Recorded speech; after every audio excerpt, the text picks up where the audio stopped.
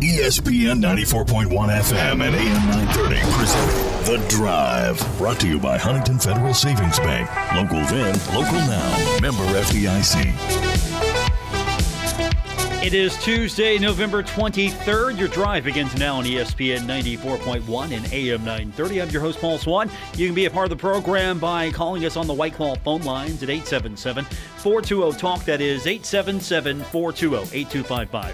White Claw Hard Seltzer, it is made pure. Also, we're going to open up the text line for you. 304-523-2275. That is 304-523-2275. Busy show today. We have got basketball coming up tonight. We go on the air at 6 o'clock with Huntington Federal Savings Bank college basketball today. Looking forward to previewing the matchup between Marshall and Louisiana, the Ragin' Cajuns. It's a Sun Belt preview. We've got a game preview available now on our website, WRVC.com. We're also going to hear from the head coach himself of the Marshall football team, Charles Huff. His media availability earlier today. We'll get a sort of a sense where he thinks Marshall and Western Kentucky match up. We have got, for a different perspective of this matchup, and a friend of the program as well, Western Kentucky play-by-play announcer Randy Lee joins the program. About 5:30, we're going to talk about the Hilltoppers coming into Huntington for the East Division Showdown. This is going to be the final time that Western Kentucky comes into Huntington as a Conference USA opponent. If all things pan out the way we think they're going to with the timeline and everything that's going on, this is going to be the next to last Conference USA matchup between these two programs in football. Anything down the line, of course, will be between Marshall and Western Kentucky. I think it's a great game to have. Hopefully the administrations can work out a schedule in the future. Of course, still looking forward to everything that's going to be happening with the Thundering Herd once the Sun Belt transition is complete. And, of course, we're going to address some rumors right now. Haven't talked much about it. I was asked this question last week. Hey, do you think Coach Huff is going to go to Virginia Tech? And I thought no. And it wasn't that I thought Coach Huff wasn't capable of being the head coach of Virginia Tech, but Coach Huff, he's not even finished his first season yet as the head coach of the Marshall Thundering Herd. I'm pretty sure he would like to build the program. And if an opportunity comes across his desk that is just something he's got to take, then we'll talk about that. But I really didn't talk too much about it these last few days because I didn't think it was really a substantial report, nothing that really made me believe that, other than just mere speculation, that there was anything serious to it. Coach Huff was asked this question earlier today, and I'll say this, a very well-spoken Keith Morehouse, the way he addressed this, he pointed out the reports were saying some nice things about Coach Huff, and Coach Huff responded to, well, the notion of going to Virginia Tech and those reports that, well, I don't think he's read any of them. That was kind of my take from this. Well, I stopped reading the internet after someone sent me a password to Tom Bragg's chat boards. And on there, I mean, you would think that either I'm the worst person in America or this team is the worst team in America. So I stopped reading the chat boards and websites and all that stuff probably after about the second quarter of the Navy game. So no, I have not. But I mean, I'm not naive. I mean, I get it. No, I have not been contacted, worked out. No, my agent has not, whatever. But I do think the acknowledgement is a tremendous respect for the product that our players are performing on the field. I do think the acknowledgement is a tremendous respect for this Marshall community. I do think the acknowledgement is a tremendous respect for everything that we're trying to build here. So if you send me that, email it to me. I won't read it on any other source other than email. Thank Tom for that.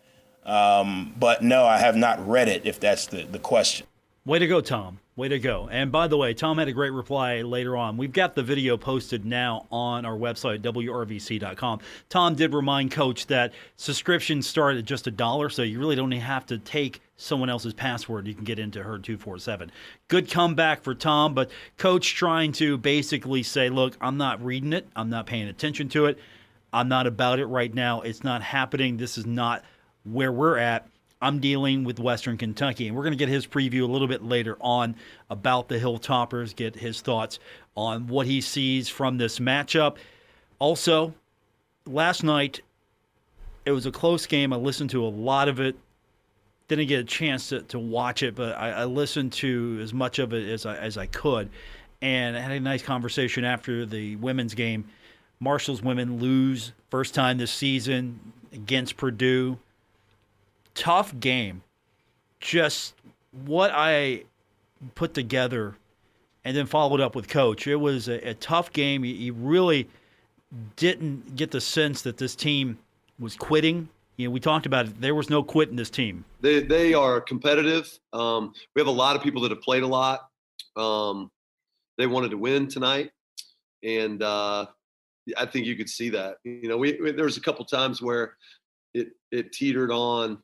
You know, I looked up there and I was like, we really need a basket right here, you know, and we got a lot of baskets in those moments. And, you know, really it was a little tighter game than what the scoreboard looks like. We pushed it out to 10 on free throws, trying to get the ball back and things like that. And there was a couple times where, you know, they really tried to put us away, and we just kept doing just enough on offense to stay in there, and tried to make it hard on Kyle. I don't know what she ended up with. But, you know, I don't think she had a fun game, if you asked her. I don't think it was pleasant. That's what we tried to do. So we'll fight. I think we learned something. I think we're growing still. You know, and we got to use it to help us out.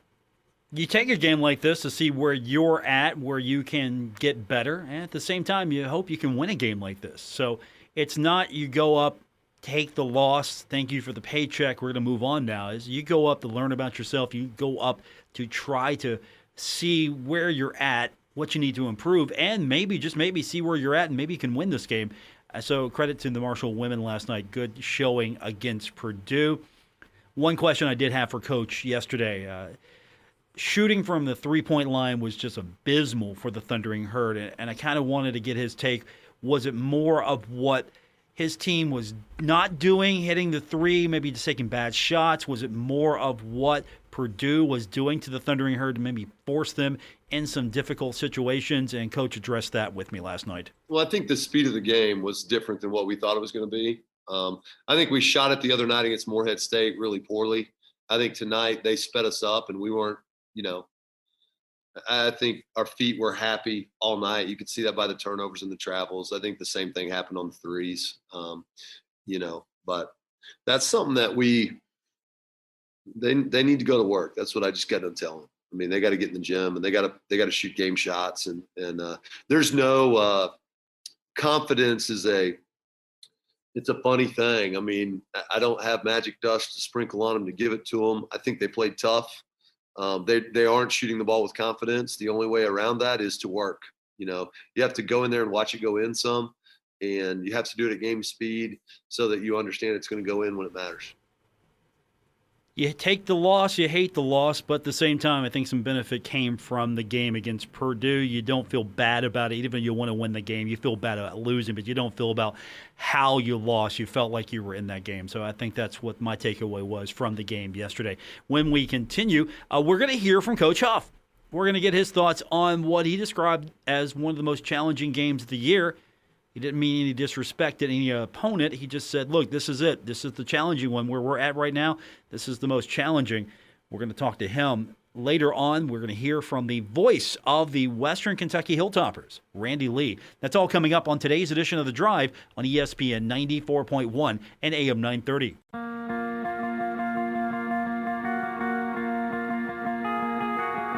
This is The Drive with Paul Swann on ESPN 94.1 FM and AM 930. Brought to you by Huntington Federal Savings Bank, the local bank that's here for every step of your life's journey.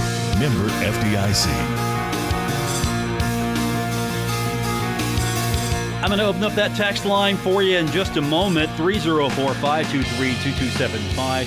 304-523-2275 to be a part of today's edition of The Drive on ESPN 94.1 and AM 930. I am your host, Paul Swann. Thanks for tuning in.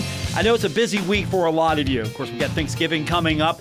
That means we got Thanksgiving football.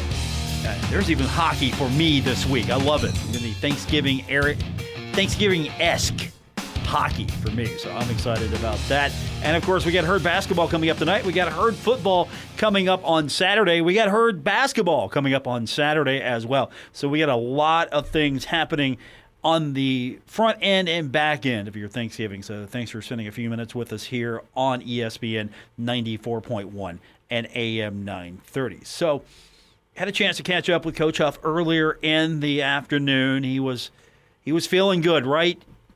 Thanksgiving, a lot to be thankful for. Also, he knows he's got a big game coming up, a challenging game, and he talked about that in his opening statement. He knows it's a rivalry game. He knows it's a big game. They get it. They understand it. But at the same time, the one thing that I've learned from Coach Huff is he likes consistency. He doesn't like to get too high, too low. He likes to stay in a I'm not saying he's super predictable. I'm just saying he likes his routine. He likes consistency, and consistency means getting it done on a consistent basis, doing it right on a consistent basis, not lack of creativity. I'm consistent. I don't change.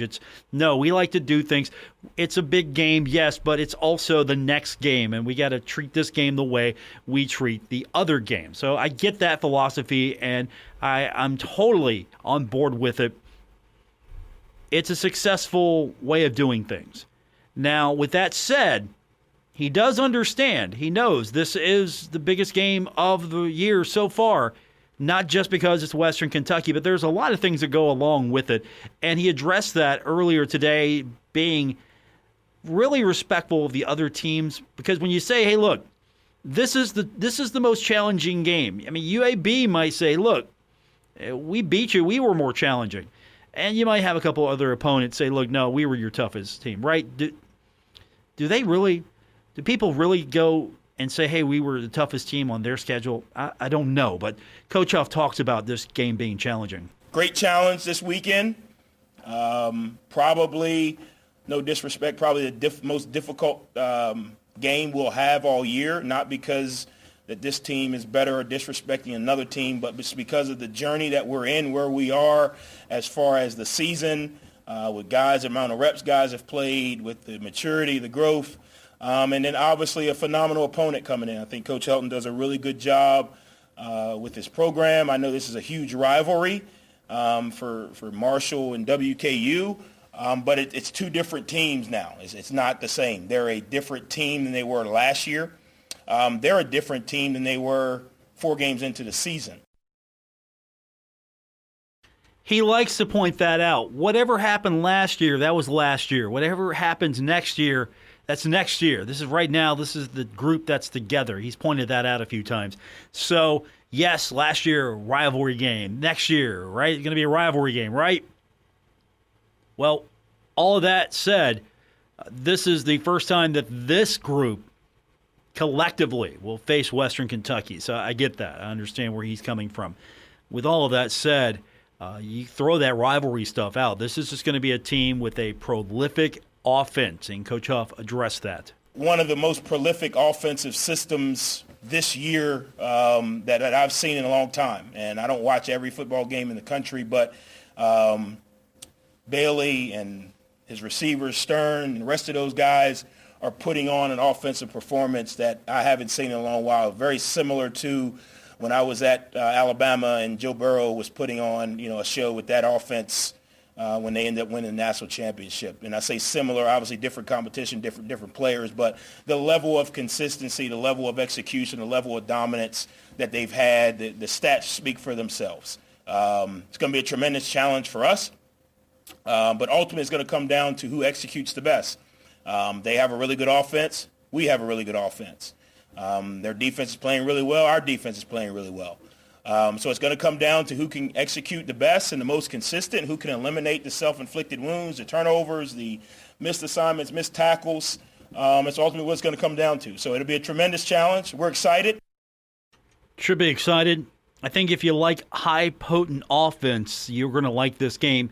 Or if you're a fan of seeing what the defense can do, you might be a fan of this one as well, because I don't think it's going to be video game-like scores. At the same time, I don't think it's going to be maybe 21-14. I don't anticipate. I think there's going to be a nice, happy medium there. You're going to get some stops from the defense. You're going to get some really good drives from the offense. Same thing for WKU. It's going to be challenging. At least that's my hope, that we're getting an entertaining game, right? I mean, if you're a Herd fan, you want a complete, utter destruction of Western Kentucky. You want a blowout. You want utter domination. I don't see that happening. Instead, I see a really competitive, fun game coming up. Now, one person that really is getting a lot of attention is Western Kentucky's quarterback, Bailey Zappi. And Coach Huff addressed earlier how potent that Western Kentucky offense is. So when he was talking about their system, I asked him about what is the reason.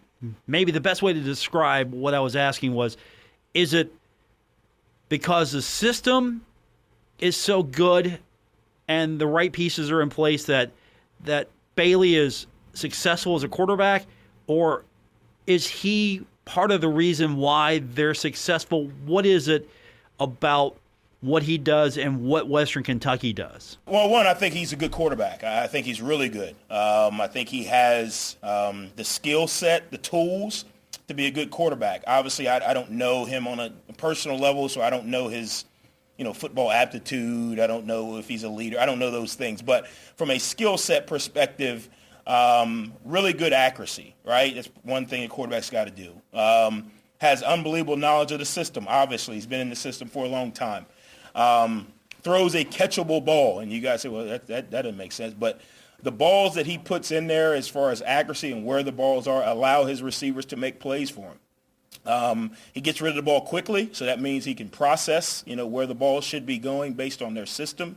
I think, when you look at the history of this system and the quarterbacks that have played in this system, I think you have to be a special quarterback to play in this system. High praise. You got to be really good to be a quarterback for Western Kentucky. Now, the question here is, what do you do on defense? How do you address this? You feel good about your defense. If you're Marshall, you feel confident about your defense. You think you got a good defense. I mean, I've never heard a coach really come out and say, you know what, we're terrible. We're not going to stop them. We're just terrible. And Coach has addressed that. Hey, look, this is kind of what we are doing here. We're coming out to be competitive. We're confident in what we're doing. No disrespect, but we're confident. So he's echoed that before. But you got to feel good about yourself if you're going to play against a team like Western Kentucky, because it's going to be a challenging game. It's not going to be a situation where they're gonna maybe run it a little bit, they're gonna pass it a little bit. So, the guys up front on the line, they're gonna have to, maybe watch out for the running back a little bit more. The guys in the secondary, it's gonna be a battle back there, I think. But Coach has got a better game plan. Of course, that's why he's the coach of the program, and guys like me in the media, we're not. Coach talked about what I guess his keys are, what the Herd's got to do on defense to respond to Western Kentucky this week. That's the first thing. Get lined up, get the call, get where you're supposed to be. The second thing is I think we got to have unbelievable gap control, because to me it starts up front. He does a really good job of moving in the pocket. They run the ball probably a little more than you think they do. And when they run the ball, typically – it's positive yards or a very efficient yardage plays, because everybody's kind of playing the pass. So I think it starts up front. Our D-line is going to have to play good gap control, keep him in the pocket, not allow him to get out on the perimeter and make some of the throws that he's made.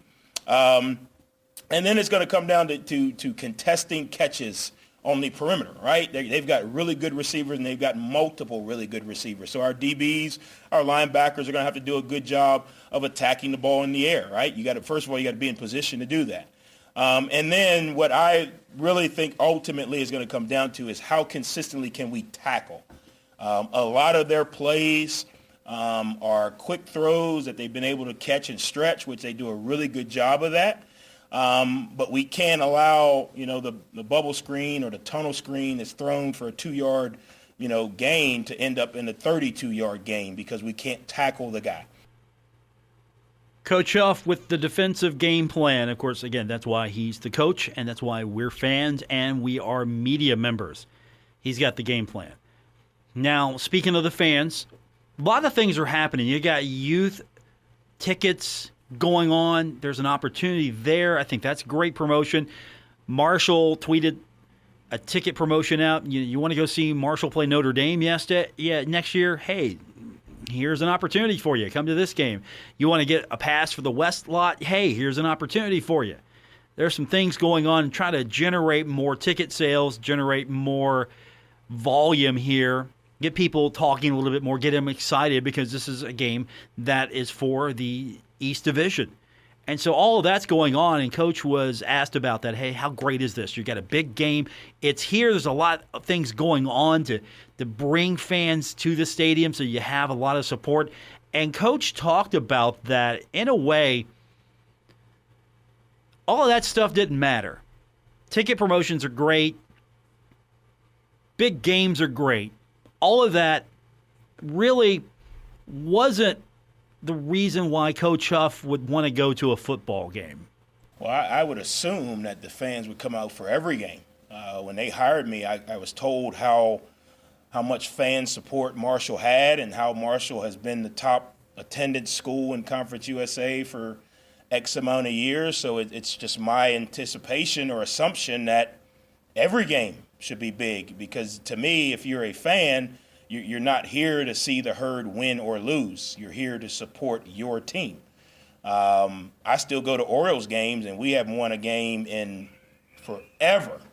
But I still go, Section 327, seat 7 and 8. I still go. I go over and get my Boog's hot dog, and I go because I support the Orioles. I'm assuming that because Huntington and this community supports the Herd, that they should be here just like they were for the first game, second game, last game. To me, now maybe I'm wrong, but to me that's what a fan does. A fan supports. A fan doesn't support when we win and not support when we lose, or support when it's a big game, or not support when it's not a big game. It's you're a fan. You support. So my assumption is that what Herd Nation has done the entire year, they're going to continue to do. Maybe I'm wrong for assuming, but I still go to the Orioles games. I mean, it's been rough. Trust me, it's been rough, but I'm a fan. I'm feeling you, Coach. I'm a Bengals fan. I'm feeling your suffering there. Long time, I was a Cincinnati Reds fan. I'm feeling your suffering there. I'm not feeling you there because with hockey, my team's actually pretty good this year, so the Rangers are doing all right. I'm feeling better. I'm feeling a lot better than you are as far as that one's concerned. I got to ask Coach sometime, not on a Zoom, but, are you a hockey fan? I got to find that out. All right, we are going to change gears when we continue. Coming up next, the voice of the Western Kentucky Hilltoppers, Randy Lee. He's my guest when we continue with today's edition of The Drive on ESPN 94.1 and AM 930. This is The Drive with Paul Swann on ESPN 94.1 FM and AM 930. Presented by Huntington Federal Savings Bank. Well, we've heard Coach Huff's opinion on what Western Kentucky's all about. And, of course, if you missed any of his opinions, his thoughts, his breakdown, you can catch that on our website right now, WRVC.com. We've got the full replay available there. For a different point of view, we've got an expert on Western Kentucky athletics joining us now on the program. Also, one of the greatest WMULers of all time, Randy Lee, the voice of the Hilltoppers, joins me. And no pressure there as being one of the greatest of all time. Oh, my goodness. I need to hire you as my agent. I don't buy into it, but, if you want to say good things about me, I'll accept it. No, you are one of the greatest of all time. I was trying to figure out last night, okay, who's the Mount Rushmore here? And I had you up there, and I'll have to get with some other people to maybe you see who joins you. But Yeah. no, I'm going to tell you right now. There have been years where when Marshall was in the tournament at the Star and your game was going on as well.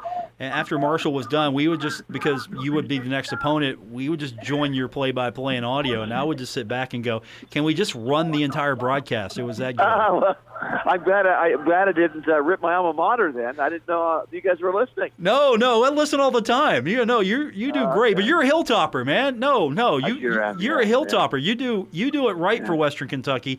They're blessed to have you. I think you do a fantastic job. And thanks, I do appreciate it. I appreciate your insights, because coming into this game, we're going to see, I think, really a potent offense versus a potent offense. Coach Huff talked earlier about this is going to be really a challenge. He talked about how prolific the Western Kentucky offense was. Talked about it being a system. Is it really a system, or is it Bailey Zappi just being that good? Well, first of all, is Coach Huff going to monitor me when I talk on this after I get done talking, or do I have freedom to speak? You have freedom to speak. You have freedom to speak. Trust me. If he monitors this, he'll tell me about it next week's postgame, or pregame, postgame. He'll tell me about it. I would say it's Bailey Zappi's fantastic. I don't think it's quite fair to call maybe him a system quarterback, but I will say this. It is a system as well. Zach Kitley brought this here from Houston Baptist. He developed these plans when he was on the Texas Tech staff, the Mike Leach tree and all this or that. So, yeah, that system is here and in place now. Different than we've had the previous couple of years, more like the Jeff Brom years. We don't run it as much as Jeff did, but it is a system. But, Bailey Zappi is extremely good. I think he could be good maybe in any system except maybe the wishbone. Funny you should mention that. That's what Coach Huff talked about, that he doesn't think maybe that Bailey would be the right quarterback for, say, Navy, but he did compliment him and say that you have to be a tremendous quarterback to play for Western Kentucky in that system. So he was very complimentary of the quarterback, but I think that this kid is maybe, like you said, he's going to be tremendous and difficult to stop. He could probably play for anybody. It doesn't matter the system, or at least my humble opinion. Well, as of right now, I wouldn't say any team has stopped him. I think the team that probably did the best job against him was MTSU. Their corners were terrific in that game. I think the fewest yards he's thrown in a game is like 352. Now, he does throw a lot, but still, he hasn't what I would call had really an off day. He's thrown for at least 3 touchdown passes in every single game. Granted, we do throw it more than most people, but I mean, he's from 2014 to 2018, we were blessed to have Brandon Dowdy and Mike White back to back, and you could certainly put Bailey Zappi right up there with them, or maybe even at the college level. He could be a little bit better because, Brandon Dowdy's last couple of years, we had NFLers all over the field. Now, we didn't know it at the time. We know now. And I don't know that they have the talent level that they had back then. I think Bailey has to do more than Brandon and Mike did because there's less around him. I do know that the offense is in his hands. He calls most of the plays. That was not the case with Brandon and Mike. They have full trust in him to call every play and get out of any kind of play that, he's just a tremendous field general and a very intelligent kid. So in that regard, he's probably ahead of where Brandon and Mike were, at the college level. Something else we talked about today, and it's a good point, I think. Western Kentucky has been able to benefit from other teams' scoreboard watching because of the prolific offense. It feels like other teams are trying to keep up with Western Kentucky and maybe get out of what they do best just to try to keep up with Western Kentucky. Is that what you're seeing game to game, week to week? Other teams are just maybe not doing what they normally would do, trying to keep up with Western? Paul, I think that's a good point. During the winning streak, I didn't see that earlier in the year, but I think now that this offense, at least in the last 3 or 4 games, has we've had slow starts for much of the year, but that has sort of changed the last month. And first 4 games, we were behind by a considerable amount in every game. But since then, after getting quick starts, our defense is playing a lot better. Our defense, they went probably a month without stopping someone from scoring in the first touchdown in their first drive. We were always behind. That's not the case, and I do see teams taking more chances, throwing it maybe more than they usually do, and going forward on fourth down in unusual situations, in unusual field position areas, simply because I feel like they're not too confident that their defense is going to really shut WKU down, so they must gamble and find ways to score as many points as they can. At least that's the way it's been during the 6-game Hilltopper winning streak. Western Kentucky play-by-play announcer Randy Lee joins me on the program. The Hilltoppers coming into Huntington for the final time in conference play. Before we maybe go any further, has that hit you just yet that Marshall and Western Kentucky no longer will be conference mates here in a couple of seasons? So this is going to be your last trip, for football at least, to Huntington for a conference game.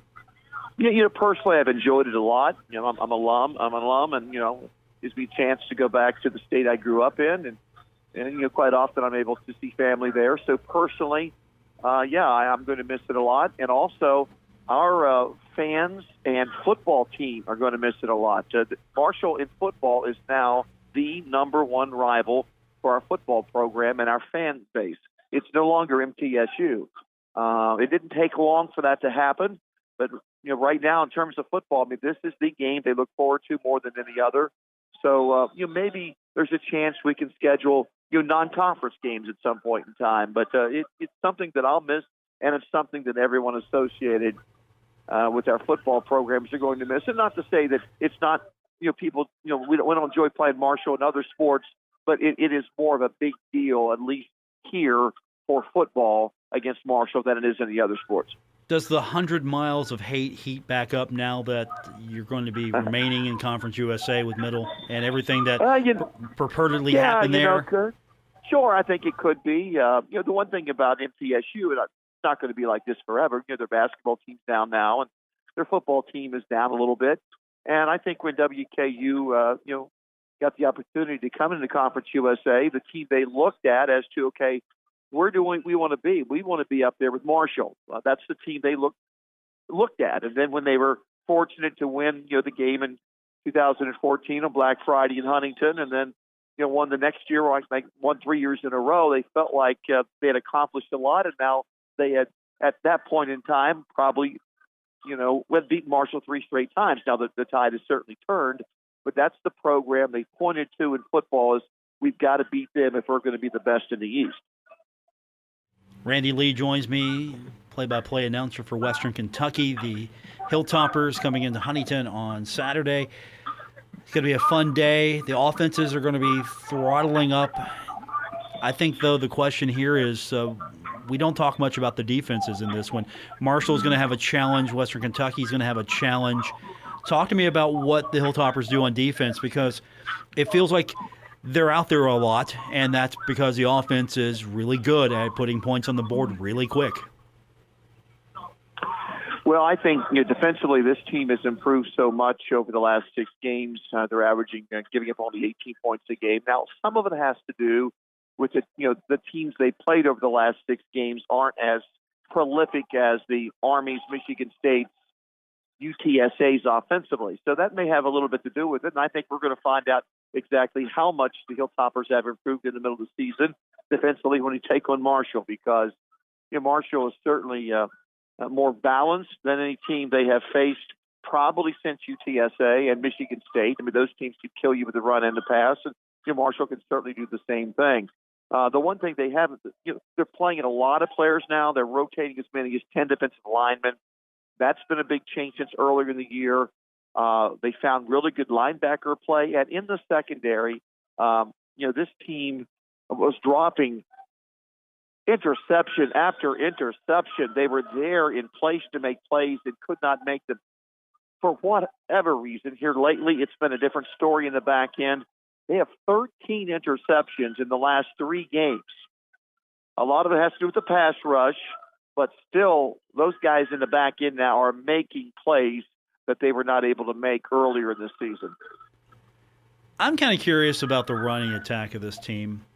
It was briefly mentioned. Coach Huff acknowledged that it's there. You think that they don't run as much, he said, but they run a little bit more than you think. I know passing is going to get all the attention here, but how good is that running attack? They seem to always be in positive yardage. Well, they do average 4.1 yards a carry as a team. That's not bad. You do that 3 times, and it's a first down. So, I wouldn't. It's not a prolific running attack, but you're averaging over 4 yards a carry. That's pretty good. That they have, a bundle of backs. They rotate 3 of them. You've got Adam Cofield, who is the veteran, the transfer from North Dakota State. When he's out there, he'll run, but he's also the best pass blocker. So Marshall has 38 sacks. I would assume Cofield will play maybe a little bit more because of his pass blocking ability. You've got Whittington, who is probably as fast of a running back as we've had since Ace Wales, and he's a freshman. And they have about the same amount of yards. And then you've got a big walk-on named Robichaux, who reminds us a little bit of Leon Allen in terms of his body build from days gone by, and I think he's going to be very good. So they rotate 3 backs, and they got Jakari Moses, the 4th back, and he led the team in rushing about 3 years ago before he blew out a knee. So they have a lot of different guys back there. No one has any gaudy numbers, but they're rotating them in and out. So they can run the ball. I think your offensive line is awesome in pass blocking. I think they're good in run blocking, but Pro Football Focus has come out 2 times this year and said that the best pass blocking offensive line in terms of grading out in pass blocking is Western Kentucky University in the entire nation. They've only allowed 12 sacks. They've only allowed 1 sack for every 46 Zappy pass attempts. Now, that's an incredible number when the other team has their ears peeled back and thinking we're going to run 3 times out of 4.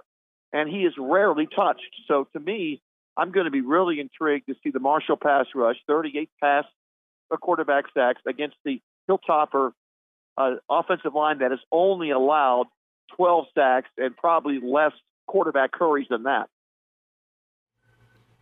My guest, the voice of the Hilltoppers, Randy Lee. Game on Saturday between Marshall and Western Kentucky. It's going to be a fun one. I'm hoping the fans show up. Coach Huff addressed that earlier today. There's promotions going on, Randy. You could win tickets to go see Marshall Notre Dame next year if you bought tickets. You could get a West Lot pass. Not like that. What date's that game? Maybe I can get away and go see that game. I'll have to. I don't have it on top of my head, but it's next year. So maybe maybe you can get yourself entered here. Just buy some herd tickets. Can I enter with a press pass? Let's check on that. Not. Let's check on Probably that. Not. I don't know. I don't think Marshall SID Jason Corrier would say yes to that. Probably not. However, a lot of Hilltopper fans are, I'm sure, coming. Right? What kind of crowd can we expect? You Yeah. have any idea? I think we'll have a really good base of fans going up there. I don't know how many, but I do know the last couple times we've been up there, I thought we've had a nice contingent. And, they're all fired up about this football team. They got downloaded early. When you're 1-4, not too many people are fired up. But, they played a tough schedule. You try to go to Army and win. Try to go to Michigan State and win. Now Indiana's, falling apart. But when they were here, they were in the back end of the top 20. Those aren't slouch losses. And then UTSA, we didn't know how good they were going to be. Oh, God, they look great here, and they haven't lost a game all year long. So they really haven't. They haven't had an ugly win or an ugly loss, not even close. So they were competitive in every one of those games and could have won 3 of the 4. And actually, the one that I'm saying they couldn't have won, they outgained Michigan State and had more first downs than Michigan State.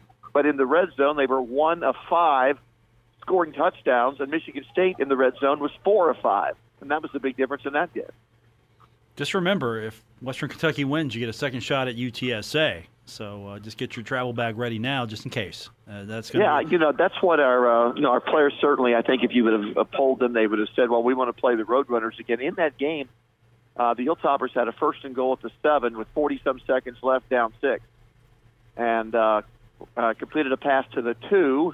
It was in called back with a chop block, and then the very next play, maybe 2 plays later, Bailey threw an interception at the 1 yard line. So they had chances in that game.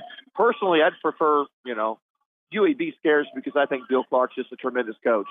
And I felt like I would prefer, as being wanting WKU to win, I'd prefer to go to San Antonio than have to go to Birmingham and play a Bill Clark coach team. Randy Lee, my guest, the voice of the Western Kentucky Hilltoppers, the game coming up on Saturday. And, of course, if Marshall wins or Western Kentucky wins, everybody's going off to go see UTSA. That team's really good. You've seen them up close, and I know you'd like to have a shot at them again. And before we let you go, I've got that date for you. It is September 10th next year. Marshall at Notre Dame. Doesn't sound like an off weekend for the Hilltoppers. A little too early, so I might miss the Marshall Notre Dame game. Okay, I'll see you soon. Have a good trip when you come up here. Appreciate it, Paul. Randy Lee, my guest. I appreciate him coming on. We got to take a quick break, come back. We got basketball pregame coverage coming up next here on ESPN 94.1 and AM 930.